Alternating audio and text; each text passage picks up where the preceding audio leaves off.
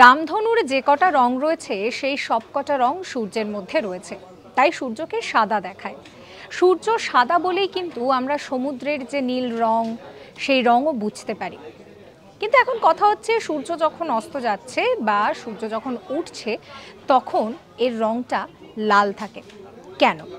আসলে সূর্যের থেকে যখন আলোটা আসছে তখন কিন্তু বলা যেতে পারে যে আবহমণ্ডলী ভেদ করে এই আলো পৃথিবীতে এসে পৌঁছাচ্ছে।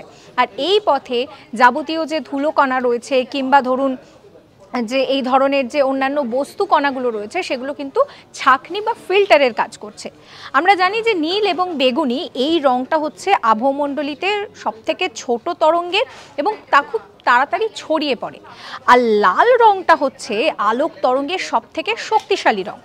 অন্যদিকে যখন সূর্যাস্ত হচ্ছে বা সূর্যোদয় হচ্ছে সেই সময় সূর্য একদম সমান্তরাল রেখায় থাকছে, তার জন্যই সূর্যের রংটা কিন্তু লাল লাগছে।